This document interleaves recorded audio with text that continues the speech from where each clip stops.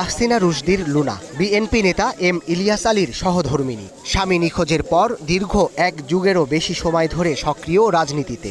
বিগত সরকার বিরোধী আন্দোলনেও সরব ছিলেন রাজপথে। দলের দুঃসময়ে নেতাকর্মীদের পাশে থেকে সাহস জুগিয়েছেন তিনি। আসন্ন জাতীয় নির্বাচনে সিলেট ২ আসনে ধানের শীষের কাণ্ডারি তাহসিনা রুশদী। সবাইকে সঙ্গে নিয়ে এগিয়ে যেতে চান বিএনপির এই নারী নেত্রী। ব্যক্তিগতভাবে কেউ পছন্দ আমাকে নাও করতে পারে, কিন্তু দলের প্রয়োজনে দলের সাথে, এবং যেহেতু দল একটি বড় এবং ব্যক্তির চেয়ে দল বড়, সেই হিসাবে দলের সকলেই এবং আমাদের সাথে আসবে এবং আমরাও তাদেরকে আমন্ত্রণ জানাবো যে তারা এসে যাতে আমাদের সাথে একসাথে হয়ে কাজ করে। ফরিদপুর ২ আসনে ধানের শীষ প্রতীকে লড়বেন বিএনপির পরিচিত মুখ ও দলটির কেন্দ্রীয় কমিটির সাংগঠনিক সম্পাদক শামা ওবায়েদ ইসলাম। বাবা বিএনপির সাবেক মহাসচিব প্রয়াত KM ওবায়দুর রহমানের হাত ধরে রাজনীতিতে পথ চলা শুরু তার। নগরকান্দা, সালথা ও ভাঙ্গার আংশিক, হামিরদি এবং আলগীর মানুষ তাকে বিজয়ের মালা পরাবেন বলে প্রত্যাশা করেন তিনি। ফরিদপুর ৩ আসনে প্রথমবারের মতো বিএনপির মনোনয়ন পেয়েছেন কেন্দ্রীয় মহিলা দলের যুগ্ম সাধারণ সম্পাদক নায়াব ইউসুফ আহমেদ। বাবা চৌধুরী কামাল ইবনে ইউসুফ ছিলেন বিএনপির সাবেক ভাইস চেয়ারম্যান, ৩ বারের মন্ত্রী ও ৫ বারের সংসদ সদস্য। মানিকগঞ্জ ৩ আসনে বিএনপির হয়ে লড়বেন সাবেক মন্ত্রী হারুনুর রশিদ খান মুন্নুর কন্যা ও জেলা বিএনপির সাবেক আহ্বায়ক আফরোজা খানম রীতা। বাবার পরিচয়ে রাজনীতি শুরু করলেও নিজ যোগ্যতায় জেলায় তৈরি করেছেন শক্ত অবস্থান। মানিকগঞ্জ জেলা ঢাকার অনেক কাছে, তারপরেও মনে হয় যেন যেভাবে উন্নয়ন হওয়া উচিত ছিল ঠিক সেইভাবে উন্নয়নটা আসেনি।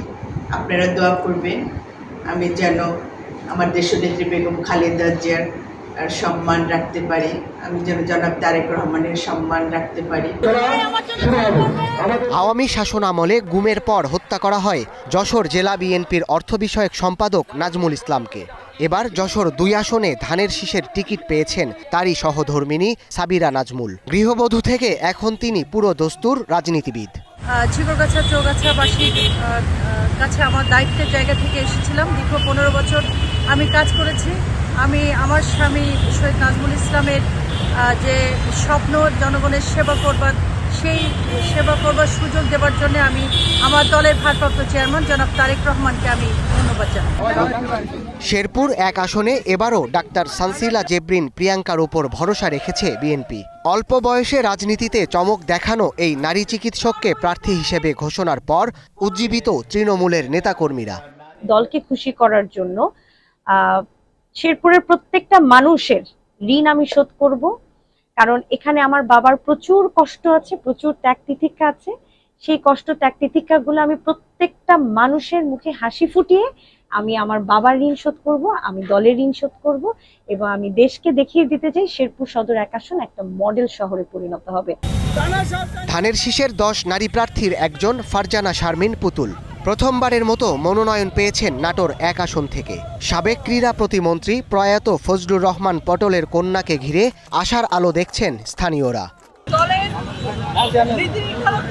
আমার উপরে যে আস্থাটা রেখেছে, এই আস্থাটাকে যেন আমি তাদের সেই সম্মানটা রাখতে পারি। এছাড়া ঝালকাঠি ২ আসনে ধানের শীষের হয়ে লড়বেন ইসরাত সুলতানা, ইলেন ভুট্টো। Sadat Shahed, Star news.